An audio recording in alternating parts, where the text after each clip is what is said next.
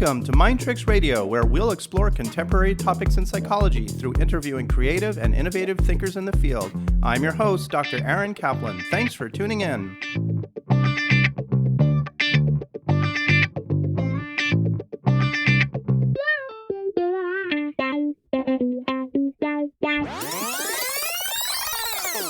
We're here today with Dr. Leslie Becker-Phelps, a clinical psychologist who is dedicated to helping people understand themselves and what they need to do to become emotionally and psychologically healthy.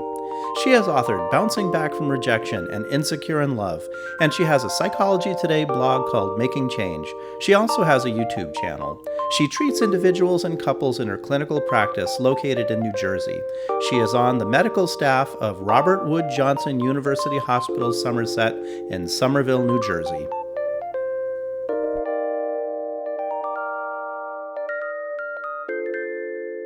Leslie, welcome to the show. Thanks, Aaron. I really appreciate you inviting me on. This is a really exciting topic, and I know you've recently finished this new book, Bouncing Back from Rejection, which I'm hoping will be a bestseller very soon. It's a super fun and exciting book to read. I very much enjoyed it. And we will be talking about this concept of rejection and the reasons why you wrote this book, and maybe to get sort of a primer on the subject and talk a little bit about what's inside the book. So to begin with, I would love to start by just hearing a little bit about you as a person and a professional and how you got into this field. Oh, thanks. There's a couple of different ways that I think about how I got into the field. There's me as a therapist doing therapy, and then there's me with the interest I have in attachment and what kind of led to the book. And clearly at some point they came together. I was always interested in helping people. I mean, who doesn't like to help people, right? And I thought when I was younger, maybe I would like to teach, but I'm really more of a one-on-one or very small group kind of person. So couldn't imagine teaching, maybe tutoring, but that didn't really seem like a life path. And then when I was in high school, I became involved in a program where they trained high school students to be on a hotline. Wow. Which actually these days I think we would call a warm line, because it was mostly if people just were struggling or needed someone to talk to, we were trained to be able to talk with them. And so I did that and I really liked that. And then I went off to college. I took psychology classes. It all kind of fit for me. And I was on that track. So that's that piece of it. Mm-hmm. But the other piece that took a little longer to come together was through my childhood. I loved animals, all kinds of animals. When I was a kid, I remember I had all these books and I'd line up all the animal books and make sure I read them all. And I'd grill myself on the different information about them. And I don't know if you remember, but back in the day, Jane Goodall was very popular in schools. Yeah. They would bring in, do you remember? They'd bring in videos or movies of her. She was gorillas or chimpanzees? Yep. She was working, with the gorillas. Gorillas, She would go out and she would work in their natural habitat. And I wanted to be an ethologist like her. And an ethology is the study of animals in their natural habitat. Mm-hmm. So I really took to that. But, life goes on. I end up going into psychology. But then later I worked, actually, when I think about it now, I worked on an Indian reservation. Actually, it was a wonderful experience. And I worked with families. I went out to schools, worked with the children there, but I saw a lot of transgenerational trauma. Years after that, I was the clinical director of a hospital-based trauma program. So I worked with women with histories of severe physical, sexual, and emotional abuse, which was very challenging, but very rewarding. But this was central. So when I left that position, because we ended up adopting identical twin boys, I didn't really it was enough for me to have a private practice and do that. Didn't need to run the program too. But the day came when I wanted to do something else. And so I was exploring, what do I want to do? And I realized I really had the question of what makes it so difficult for people to change. And I think back on these women who were in so much pain and they wanted to change so much, they couldn't quite get out of that trauma mode. Right? They couldn't do it. I was like, what's going on? And so I started to do a lot of reading across all kinds of literature and people and what makes people change or not change or whatever. And it was kind of like studying people in the natural environment, just makes me think of the ethology piece. Mhm. and really came to the understanding of attachment theory, which was developed out of looking at mammals, and so that all ties in. And the idea that as human beings, we need to connect. It's wired into us to help us both be safe and feel safe. And it's a foundational way of how we relate to ourselves and other people. So that is what my first book, Insecure in Love, and my book, Bouncing Back from Rejection, they're based in that. So that comes out of a broad understanding of who we are as human beings and mammals even. So that's kind of how I come to this. Yeah, so that makes a whole lot of sense that your interest in attachment would naturally lend itself to this concept of rejection. And we're going to talk a little bit about attachment in a bit, because that's so important, I think, to what you're writing about and what you're talking about. But rejection specifically, why did you decide to write about this time? I can't answer that question without referencing attachment, because as human beings, we are wired to need connection, right? So what's a central challenge to needing connection is, oh my gosh, what if I get rejected? What if I'm not good enough? Yeah. And so everybody experiences rejection, struggles with rejection, but when you have a really deep struggle with it, it's fundamental to your experience. It can really rock your life in a not good way. So there's that, just generally speaking. And frankly, these days we're going through some major turmoil in the world for a number of years. And I think that it became clear to me how much people are struggling on many levels, and rejection is one of them. Yeah. So let's talk about in your clinical practice, and when you see patients and you see people struggling with rejection, how does that usually manifest itself? Like, what do people usually come in with? What are typical scenarios where people you're seeing are dealing with rejection at that core level? I see it in almost everybody to some degree. And it could be someone coming in and, in a sense, rejecting themselves. They have all this self-doubt or self-loathing or struggling within themselves. And that's all about they're not good enough, right? So they're feeling rejected within themselves. They're fearing rejection from others. So maybe they're not enrolling in school like they want to, or they're not trying to do something extra, do something at work because they're afraid of being rejected. They're not speaking out. They're not being assertive. In their relationships, maybe they just go along with whatever anybody says because they're afraid if they say their piece, they'll be rejected. And that's in friendships, or it could be just in intimate relationships, right? They're going to just tell that guy or that girl, whatever they want to hear so that they can feel accepted or, not be rejected. So I see it across the board in work, at home, socially. Well, you talk a little bit about the differentiating normal rejection from more of a dysfunctional level of rejection, because I think most people can relate to feeling like they messed up on something, or somebody didn't accept them, a relationship ended, or friends don't like them as much as they'd like them to. Everybody experiences that to some degree. So what are some of the indicators that somebody is functioning from more of a dysfunctional type of rejection? So I kind of like to think of it as kind of a healthier state, a healthier response versus less healthy, as opposed to abnormal, because then it makes you feel not okay about you. So when you are responding in a way that's kind of commensurate with what's going on, it seems in keeping with it. So you're supposed to get together with your friend and it slips their mind and they don't show up. And generally speaking, they're there for you. It's not like a regular thing. They don't show up. And you're like, oh, that hurt. That didn't feel good. Okay. Mm-hmm. Then there's, oh my gosh, they don't like me. They've been waiting to do this for years and they're never going to talk to me again. What did I do wrong? Now that's out of proportion, especially if it's somebody who's been, been supportive and a really good friend up to that point. So you can see when it's out of proportion to the situation. Then we're getting into the more unhealthy zone.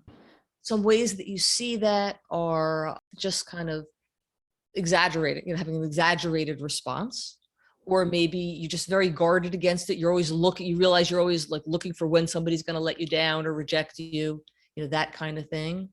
So that's on the side of if you're very anxious, right? So you might be doing those things. And there's some people who protect themselves by if you're distant, then you can't get hurt so much, right? So then maybe they're rejected and they're like, I don't care. It doesn't really matter to me. You've heard people say that, right? That doesn't matter. I don't care what people think. Well, how many of us really don't care what other people think of us? I mean, maybe you're not care so much that it's going to stop you in your tracks, but to really not care. I mean, again, we're social beings. So we are wired to want to cooperate, to want to get along. So that's another way you might see a sensitivity to rejection, is someone who just turns it into like, oh, it doesn't matter, or they just rely on themselves, so they don't have a need for other people. And that's also a rejection sensitivity. You're not seeing it because they make it invisible in that way. Yeah. So it sounds like on the one hand, the overreaction is real obvious. Somebody gets intensely angry or thinks that everybody hates them, where it's not really a rational response, a strong emotional reaction that's way stronger than what somebody would normally expect. That's the one side. And the other side, if somebody would say like, boy, you really don't seem like you're bothered at all about something that would normally kind of bother somebody, that might be an indicator on the other side of that. Exactly. And actually I left out probably one of the most common ones, which is someone who just is bending over backwards, trying to find a way for rejection to not happen. So this is the person who is so extra nice. And I don't want to knock being nice. It's good to be nice, but someone who just, you're like, wow, it's like over the top nice, or they're over the top with trying to earn money or with prestige, anything that will earn them people liking them. And so they're trying to create a barrier so that they won't be rejected, or that they're trying to almost like earn acceptance, right? Yeah. The opposite of rejection. So there's that piece in there too. So those are some of the things that might suggest a person is very sensitive to rejection, and to take a look at that. And I know that you talk about these things coming from attachment. We started out talking about that a little bit in the beginning. And we've spoken about attachment in this podcast on several podcasts. It's such an important topic. It underlies just about everything for most things. So let's just do another primer here. I think it's always useful to do it. Tell us about maybe where attachment comes from in childhood and upbringing, and what kinds of attachment styles and dynamics might lead somebody to have less functional reactions to rejection. Sure. And the other way around as well, more functional ones. I like to first remind people that it's based in our biology. Okay, so we are wired to connect. And that's important because sometimes we're quick to say, oh, somebody was treated poorly and that's why they have insecure attachment. Sometimes there's a wiring issue. So we don't want to forget that. There are physical things that can make it more difficult. Or sometimes there's a mismatch between temperament of a child and a parent. It's not like the child was abused, but there may be some difficulties. So we don't want to forget those things. So that said, people are wired to attach, to connect. So you have an infant, and for the infant to be safe in the world, they need a caretaker. And so the child connects to the caretaker, and the caretaker has to have a connection to the child so that they are committed to taking care of them. So there's the physical staying safe, and then it's also wired in emotionally for the child to feel safe. And this is part of helping the brain develop. So again, we're going to go back to the neurological piece, not just the social piece, is that it's helping the child develop their brain and be able to feel safe. Very quick, not even a primer, just a reference to, there's something called polyvagal theory. It's an interesting theory by Stephen Porges, and he talks about how we have the vagus nerve, but actually there's two nerves. So there's one that when we are in a threat state, it is the fighter. That's the basis of fight or flight. Mm-hmm. And then when we're in a safety, like a safe environment, or we feel safe, then this is the like friend and befriend, or, tend and befriend, sorry. And it's just when you look at somebody, you feel safe, your guard goes down and you feel close, right? And then when you're doing that, when you're in that space, if you can live in that space, you tend to feel good. It's a sense of well-being you get. And so you feel positive about yourself, you feel positive about your relationship. And if I could switch back now to attachment, you have a secure attachment with your caregiver, okay? Actually, I misspoke, so I want to correct myself. The dorsal vagal response is when someone is so traumatized that they become immobilized. It's when animals look dead, they just drop. That's the immobilized. The fight or flight is more when your sympathetic nervous system kicks in. I don't want you to learn all of this. What I'm basically trying to say is our attachment system is so wired to how we function. And so later when we talk about how do you help people, we've got to get to that neurological and biological wiring. As you're growing up and you have experiences, if you have experiences where your caregiver is attuned to you and you feel safe, that you develop a secure attachment, as I said, you feel good about yourself, you feel good about the other people. But if you don't, if things don't go well, you can develop what we call insecure attachment. The way that I like to think about this is developing a model of how you think about yourself and a model of how you think about others. So in a secure attachment, the model of thinking about the others is they're available to me. In the insecure place, I'm in distress. Where do I go? I look to my caregiver, if you're a child, and either they're hostile towards me or they're just not available or they're inconsistent. I don't feel like I can really rely on them. So your model of others is I can't rely on other people to help me. When you're feeling threat, your model of self is I don't feel okay about myself. There's something wrong with me. Like I can't take care of me. And so now you're going to be all anxious. So that's the basis of attachment. That would be somebody who's insecurely attached. In childhood, then people are developing a secure or an insecure attachment based on how things go with their caregivers. Right. And so presumably a secure sense of attachment is those caregivers are there for the person the way they expect them and need them to be. And so they feel safe. And as you were saying, the insecure ones, children are not feeling safe because they don't know whether they can count on the caregiver being there. And so their model of themselves and the model of others and their safety in those roles is challenged by that. Mm-hmm. So how then does this sort of play out with this concept of rejection and the way that people react to rejection as adults? So what we develop, the attachment style we develop as a child follows us into adulthood. So if you are someone whose model of self is that you feel unworthy, flawed, inadequate, deficient, unlovable, there's different ways people kind of relate to the concept, but somewhere in there, then you walk around the world feeling not okay. You're going to be more sensitive to rejection because you're going to expect it. Of course, you would expect rejection if you felt all that about yourself. You believe that about yourself. Right. So you're looking for it. And so you're going to see it all over the place. Also, because you're expecting other people to reject you, you're going to want to do things to try to make that not happen. Now, sometimes people who walk around this way, they believe other people are good and they're going to be there for them, or they'll be there, they're emotionally available, but maybe not for them. They would be there for me, but if they really knew who I was, then they're not going to be there, of course, because I'm unworthy. In that situation, they bend over backwards to try to earn people's attention, their affection, their acceptance. They become preoccupied with this. They're going to do everything they can to not get rejected because they don't want to validate that worst fear about themselves as being this rejectable person. Exactly. And we call that, there's a name for that style, which is preoccupied attachment.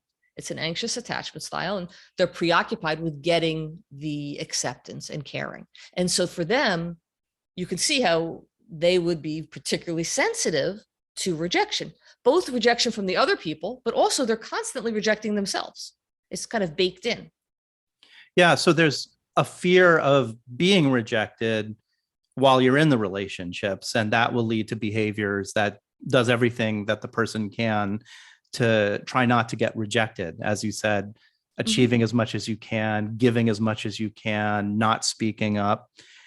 And then let's say a breakup happens, somebody breaks up, and what would be the difference between a person with a secure attachment and an insecure attachment would frame the breakup from their view of themselves and others? Sure.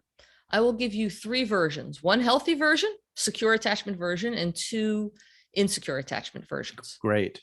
Okay. So the healthy attachment version is, oh my gosh, that hurts so much. I really cared about him. oh, I feel miserable. Maybe I, curl up on this couch and I cry a little bit, but I call some friends and they talk me through it. And I know it makes me feel good to go out for a walk. So I go out for a walk, even though I'm not really into it, but I'll do it anyway. And I get myself through and I start engaging in things that make me feel good. And I work my way out of feeling rejected and hurt because I know that as much as it hurts, I'm still a worthy person. I am still a lovable person. I'm not feeling loved at the moment, but I'm a lovable person and a worthy person. So that's the healthy response. So this isn't happening because I'm a horrible person, so of course I'm being rejected. It's happening for any number of reasons, but it's not because of me not being worthy of being in a relationship with somebody. Exactly. It's not a statement of you as a human being. Similarly, this isn't happening because nobody would ever love me and there's something wrong with everybody else out there in the world. They're not capable of ever meeting my need in a relationship. This particular situation with this particular person, there may be an issue, but it's not a larger issue. That is a wonderful addition. Absolutely. So actually in the book, my book that I wrote, as well as just in general, when I work with people, I go back and forth always between how you relate to yourself and how you relate to others. So what you're saying is right on. Yeah. Right? So you have a good estimation of what's going on with other people as well as you.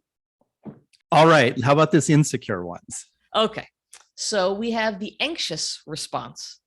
And the anxious response, this is the person who, as we've talked about, is preoccupied, who feels like there's something wrong with them and they have to earn love, right? So their response, there's different ways they could respond. If they have that style, they might get just really angry. They could be like defensive around it. How could he do that? And start maybe lashing out at the person, or be really needy. They start call them and text them and they won't let go. How could you do this?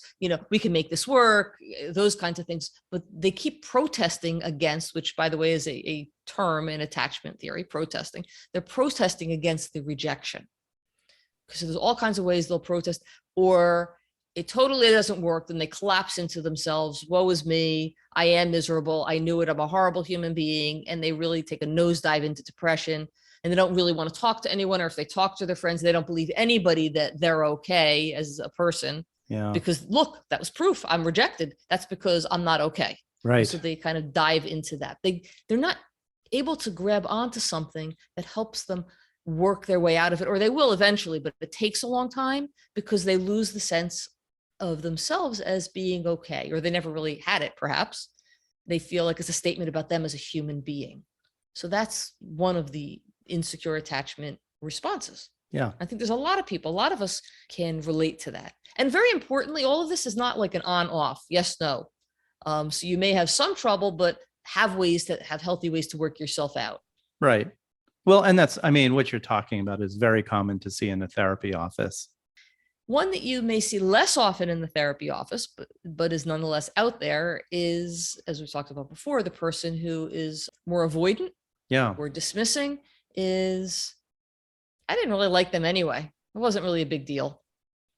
They didn't really add much to my life, and that's just great. I'm free to go meet other people. Those kinds of responses, which also, that's showing if they're really believing their own line, it's showing a lack of connection, because of course it hurts when someone we care about rejects us, or there's a loss. Let's forget active rejection. If somebody dies, it's a loss. When you have a loss, it hurts. So if the person's really coming at it as, well, I don't need people anyway, that's a different kind of insecure attachment. I'd like to move on a little bit. You spend quite a bit of time in your book talking about this concept of STEAM, which are ways that you discuss of looking at moving past feelings of rejection through what you call compassionate self-awareness. And STEAM stands for sensations, thoughts, emotions, actions, and mentalizing. So let's move briefly through those. Maybe you could tell us a little bit about what you do with patients and how the book supports this process through working through the rejection. In therapy, I think all kinds of therapy, we get to know ourselves better. It's developing some kind of self-awareness. That's really important because we act out of our attachment styles. We act out actually a lot of things unconsciously, but we just kind of live in our attachment styles. We're acting on them, but we're not necessarily seeing it. So in order to make a change, it helps a lot for us to be able to see what's going on, to be able to relate to what's going on, because only by bringing it into our consciousness and then being able to relate to it, learning to relate to it in a different way, can we start to make changes. So increasing self-awareness is important. And I talk about compassionate self-awareness because you can be very self-aware, but you can do it critically. Like the more you get to know yourself, you can find more and more things that you hate. That's not really helping. Yeah. So the compassionate is an important piece of it. Absolutely. Absolutely. And that ties into the safety system for you to be able to feel safe within yourself. That's the attachment, the safety system. So STEAM is about developing a compassionate self-awareness, relating to yourself in a compassionate way.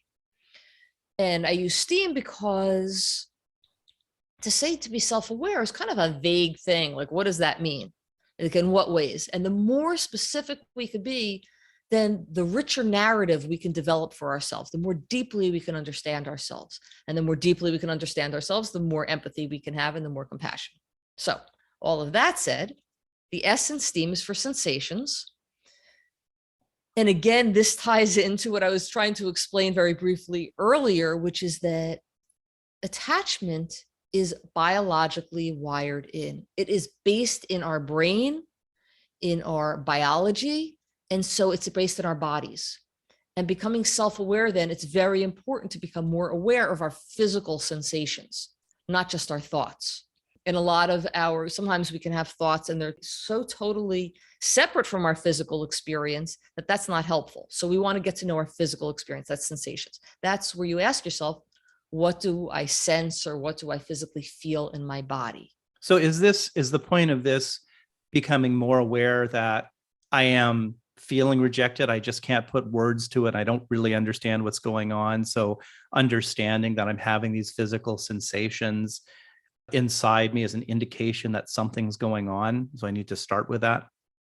So yeah, it does. Actually, it's amazing. It does a lot of things to become more aware of your sensations. It's just what you said. That was a perfect point. Like you can, if you're not sure what's happening, if you get to focus on your physical awareness, it's amazing how that helps us become more aware of emotionally what we're feeling. Sometimes people they're like, I don't feel anything, or I'm numb, or more of a numbness kind of thing. And then you focus on your body and you start to realize, you know what, I do feel a churning in my stomach.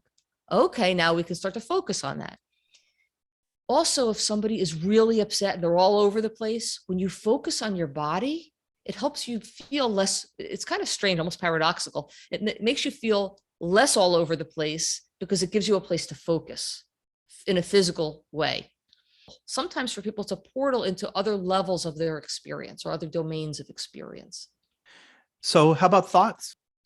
We all have thoughts going through our heads all the time. So, but just because you have the thoughts doesn't mean you're necessarily fully aware of them. So this is to be aware of your thoughts, or to be able to reflect on your thoughts, to see your thoughts. And then you can begin to question your thoughts. Just because you have a thought doesn't mean it's true. And it doesn't mean you really believe it. And that's the part that sometimes people don't realize. They don't realize that just because they had the thought doesn't mean they believe it. It just may be thoughts that were going through your head. And so you can learn to question it. You talk about some interesting types of thinking that I think would help to spend a few minutes on. What's emotional thinking? So back to our biology, and you'll see I go back and forth between this stuff all the time. Yeah. But back to our biology, when you're really emotional, if we were to do a scan, the feeling parts of your brain are all lit up. The thinking part of your brain, your prefrontal cortex, that part in your forehead, then kind of towards that end, that literally goes dim in the scanners. So you're not thinking clearly when you're emotional. And then when you are thinking, like totally thinking, that can make the emotional parts of your brain go dim. What you want is a balance. So emotional thinking is, it just feels true. So you think that way.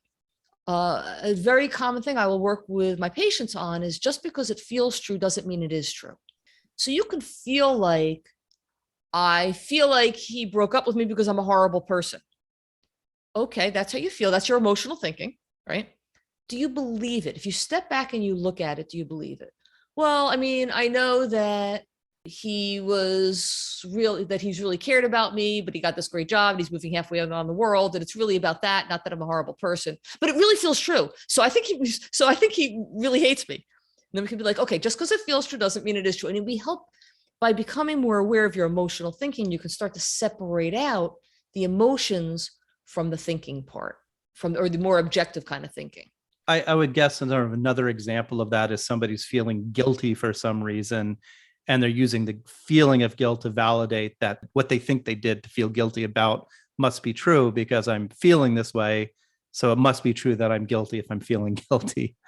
Right. Actually, this may be a tangent, but I find it happens so often is that it helps to really label very clearly your emotions, because here's an example. Someone feels guilty because I'll give you a great example. Many years ago, I was driving home from the hospital. I was working at the hospital, driving home. It was dusk, and driving the speed limit through a neighborhood, and a black dog ran out in front of my car. I hit the dog. It flipped over my car, landed on the other side, and died eventually. I felt so guilty. I can't tell you how begin to feel how you feel. It took a long time for me to separate out. Guilt is something when you do something wrong. I actually hadn't done anything wrong. There's no way I could have seen the dog. It was an unfortunate accident. Yeah. But I needed to separate out. No, I felt sad for the dog. I felt sad that I was part of this experience. I felt responsible because my car hit the dog. But that wasn't the same as feeling guilty. Like I didn't have to beat myself up for having done something wrong. Right.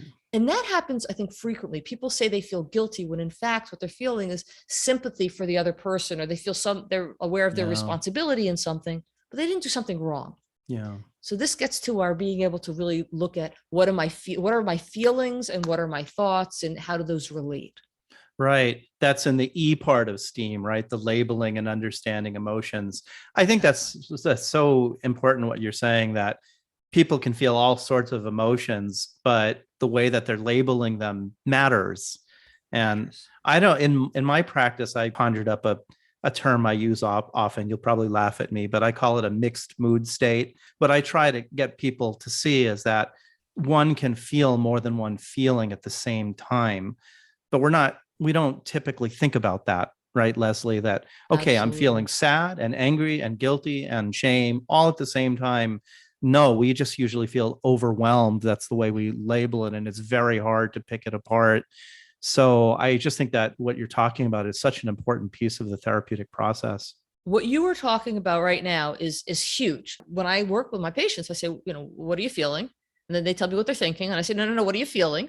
And sometimes I have a list of emotions, and I say, pull out the list. And I say, and what else are you feeling? And what else? And what else? Because we could start to learn that we have these different emotions. And you know what? Sometimes the emotions conflict, and that's okay too.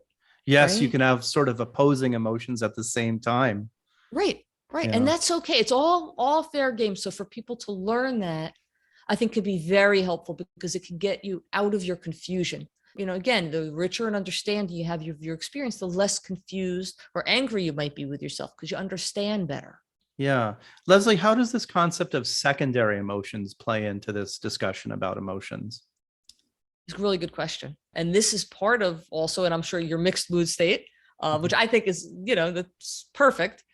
What else do you feel? What else do you feel? Because what we find is not only do we have an emotion, we have a reaction to our emotion. So if you grew up in a family where there was a lot of rage and it was scary, it was terrifying, if you start to feel anger, or you're angry with someone, you might get afraid, and your fear might be a response to your anger. Also, you might be afraid, and you may not like being afraid, and you might become angry that you're afraid. And you could just go on and on, but we have reactions. Point is, we have reactions to our emotions. So there's the primary emotion of what's going on. Very often people will only be aware of the secondary emotions. Yeah. So sometimes if someone's talking about, let's go back to the rejection thing, right? I'm feeling, I'm really angry that all I could think of is this did not happen. But I got rejected a number of times from literary agents along the way when I was sending in my proposals for my first book. I bet. And that's so you get the rejection. Pretty common experience. Yeah. Right.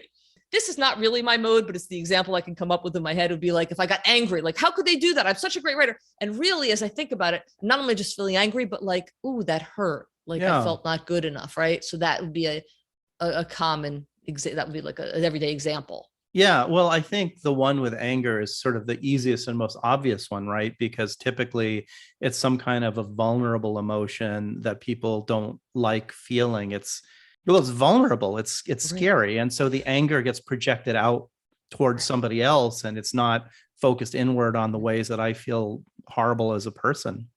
Actually, with regard to what you're saying, an area where I see it a lot is I work with couples a lot. And not infrequently, somebody's had an affair. And the person, the offended party, is really angry. They're furious, they're ranting and raving. And then we might get to the hurt. Yeah. And the fear of what this means. And then the fear of, wait, as we get down to it, like maybe the marriage wasn't healthy to begin with. Not that it was okay about the affair, but maybe there was something unhealthy. And now it's really scary because the whole thing feels like it's built on quicksand. Yeah. So there's betrayal and hurt and anger and sadness, and it just goes on and on. So the actions, what does the actions mean in the STEAM model? So those are your actions, your reactions. So your girlfriend dumps you, and what do? You start texting her all kinds of horrible, nasty stuff. That would be an action.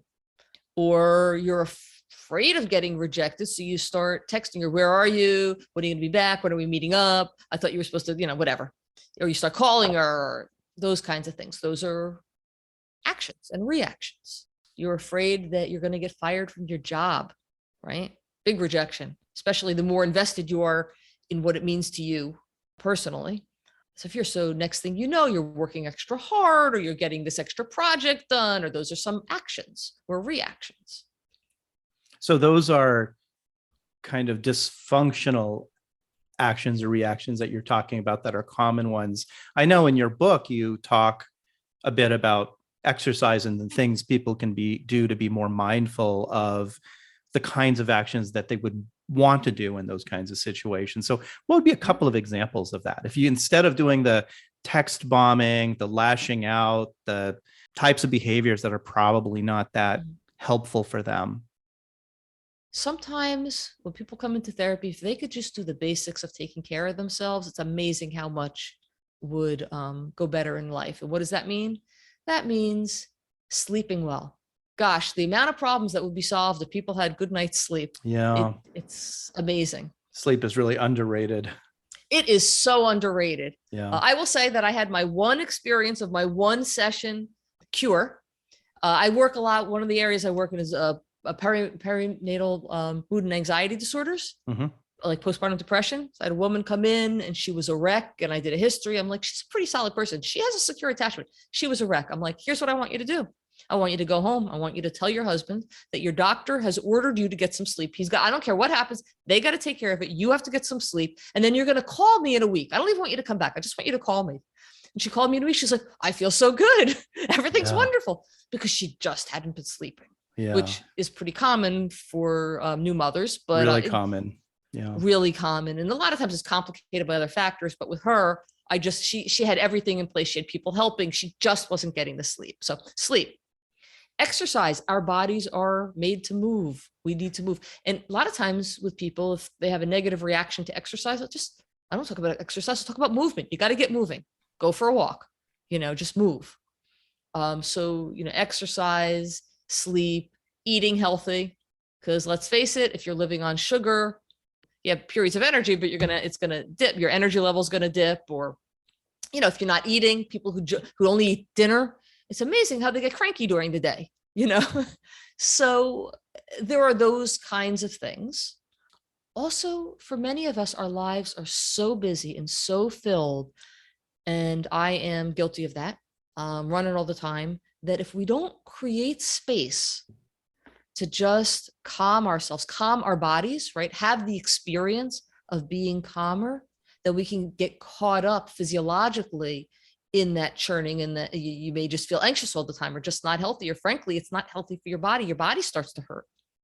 So having space for that, and that's where people get into doing yoga or meditation, or having time to just sit and maybe listen to music, take a bath, those kinds of things. So I think those are the things you're referring to. Those are actions you can take to help provide more balance or a more stable base to your life. What's mentalizing? So that's the one that needs explanation, right? Sensations, thoughts, emotions, actions, those are almost self-explanatory. Mentalizing is a little bit of jargon, but I don't know another way to say it easier.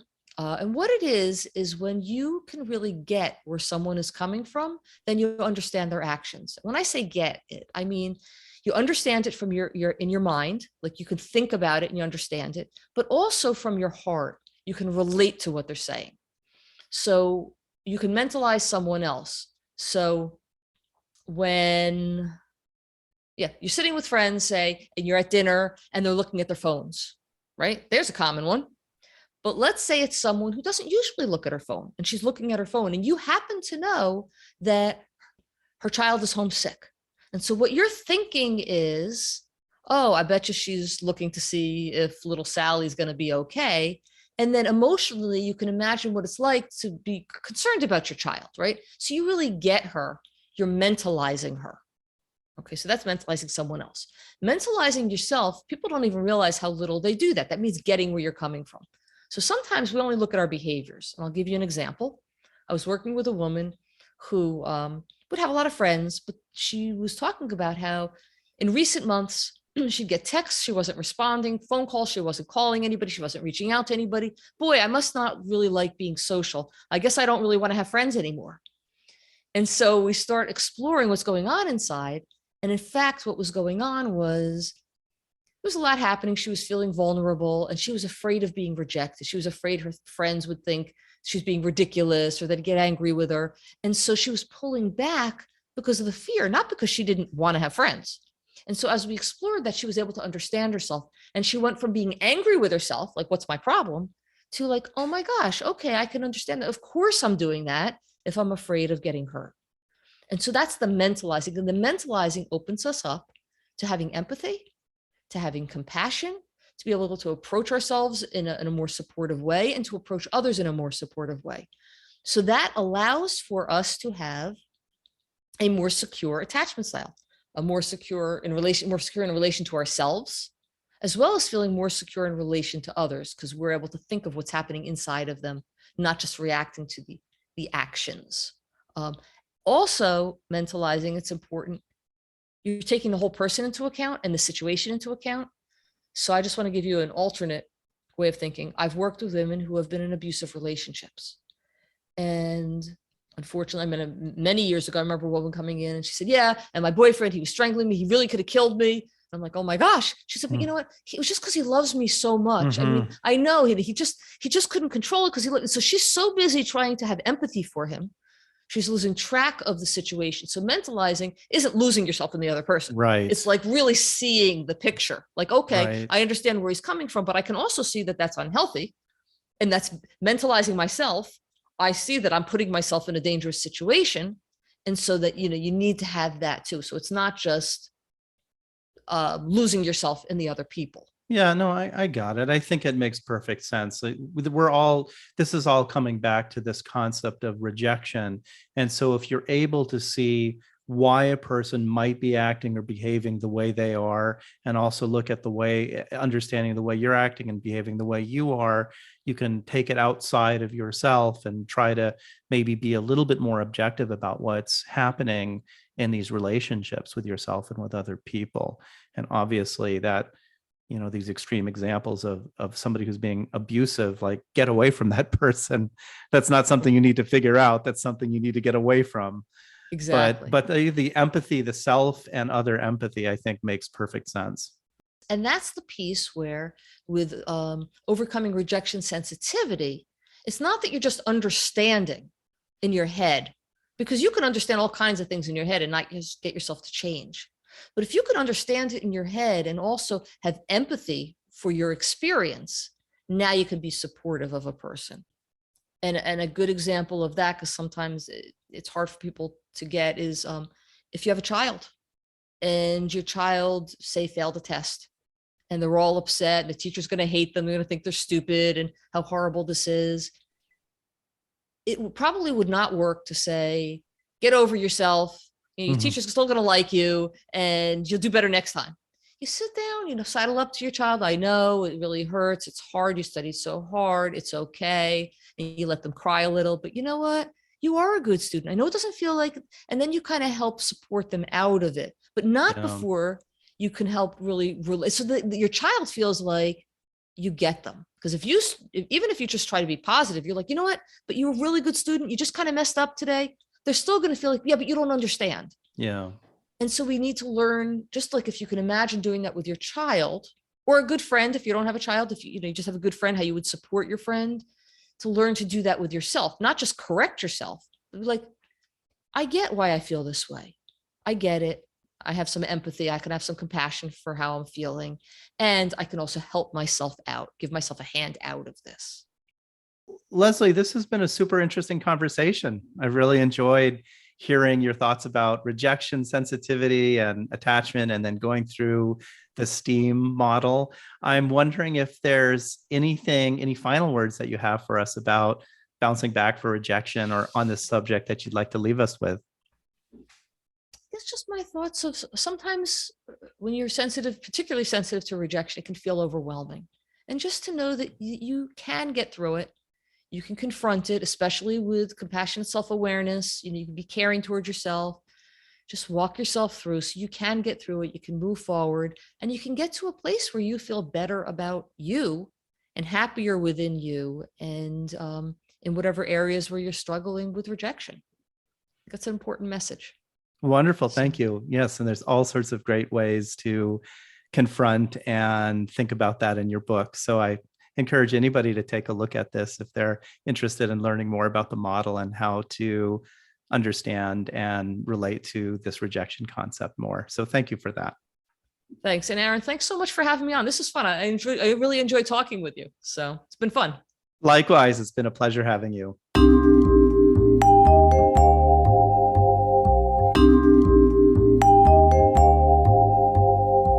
Thank you for listening to Mind Tricks Radio. I hope you have enjoyed the program. For more information about Mind Tricks, you can go to my website, www.waikikihealth.com. Be sure to subscribe to Mind Tricks on your preferred podcasting host to be notified of new episodes of Mind Tricks. Please take some time to give Mind Tricks a good rating and review wherever you're listening. It really helps get the word out to new listeners. And please like and share Mind Tricks posts on Twitter and Facebook by following your host, Dr. Aaron Kaplan.